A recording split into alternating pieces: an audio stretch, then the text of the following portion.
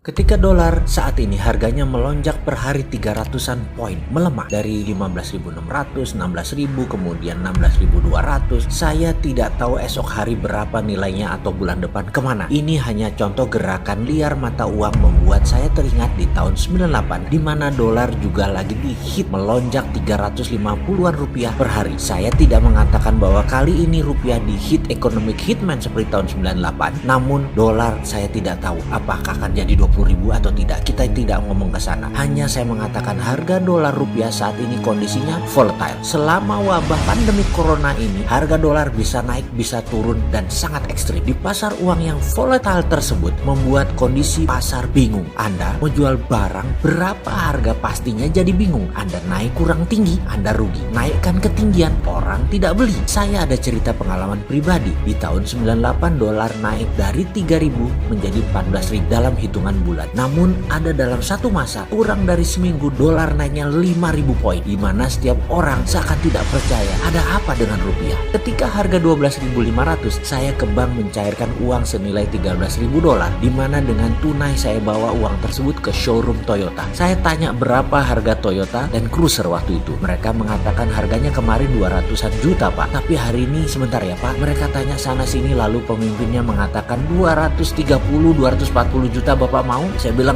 230 jadi. Lalu dalam sekejap uang 230 juta saya serahkan. Kurang dari 2 jam mobil itu keluar dari showroom beserta surat-suratnya saya bawa. Tahukah sahabat, lusanya harga mobil tersebut di showroom adalah 900 juta rupiah. Harga di Jepang adalah 50.000 dolaran kira-kira kala itu. Mereka gagap menilai harga berapa yang wajar. Kemarin 200 jutaan mereka sudah bingung karena nggak ada yang beli. Modal mereka dapat 180-an juta lah kira-kira. Ketika saya bayar 230-an juta, wajah mereka sumringah senang. Namun saya lebih senang karena beli mobil diskon 60%. Itulah peluang yang saya ambil waktu itu. Tahukah sahabat, harusnya di market volatile showroom tidak jualan, tutup saja atau stay away from the market. Malah rugi Anda kalau dagang. Itu kalau kita bicara non-durable goods atau barang yang tidak habis dipakai. Kalau durable goods seperti sabun, sampo, barang-barang yang habis dipakai, ini lebih bingung lagi. Toko Anda telat menaikkan harga, Anda rugi. Anda naikkan ketinggian, orang tidak beli. Barang jadi kadaluarsa. Kemudian Anda beli lagi ke wholesaler, harga naik sama dengan harga jual Anda kemarin. Anda rugi tenaga, rugi gaji. Margin dagang 20% itu akan kurang kalau melihat lonjakan dolar saat ini. Namun karena kita lagi dagang, kita lagi tiap hari lagi sibuk dengan kesibukan sehari-hari, kita tidak melihat gerakan dolar yang melejit tiba-tiba. Tahu-tahu sudah terjadi. Perusahaan pabrik telah menaikkan harga karena bahan baku mereka ada unsur importnya naik dan kita jadi bingung. Disinilah momen kecepatan berpikir Anda dan bertindak Anda harus terlatih. Disinilah kita sebagai pebisnis kecil harus terus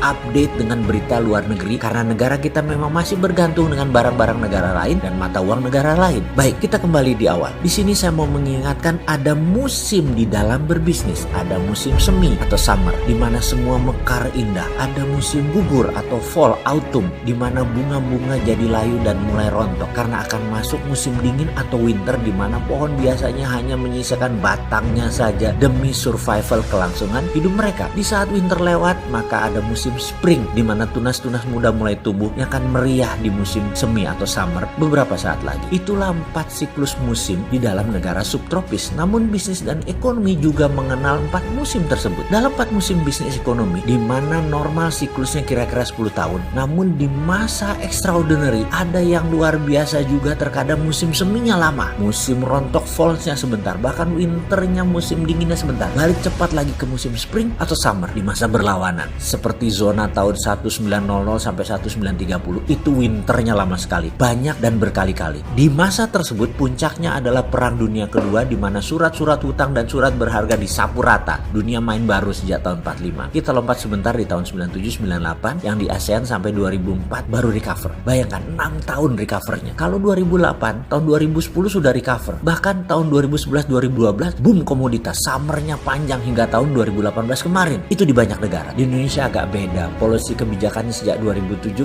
mungkin mulai salah langkah, sudah mulai fall duluan karena saya secara pribadi 2018 sudah siap-siap masuk ke winter. Internal hibernasi sudah dilakukan. Jadi ketika 2020 saat ini, winter, organisasi kami sudah 2 tahun melakukan simulasi krisis ini yang saya duga sampai 2021, bahkan masih berat. Oke, jadi bagaimana pebisnis yang baru 5 tahunan, usianya baru 20 tahunan, 30 tahunan, yang belum mengenal dengan namanya 2008, yang belum mengenal nama peristiwa 98, yang masuk di masa summer lagi, sektornya retail, bahan bakunya ada unsur impor yang selama ini musim semi, ya semuanya mudah lah waktu itu. Maka di masa corona masih berpengaruh, sebaiknya shutdown dulu bisnis Anda. Maaf ya, terkesan kejam ya, tapi Anda bergerak malah lebih jatuh jauh lagi, terperosok dalam lumpur sedot. Selagi shutdown, cari bahan baku yang tidak bergantung pada impor, tidak bergantung di luar unsur dalam negeri Indonesia. Cari segera substitusi pengganti bahan impor tadi. Kalau tidak ada, buat. Selain itu ada lagi SDM Anda dan Anda belajar digital.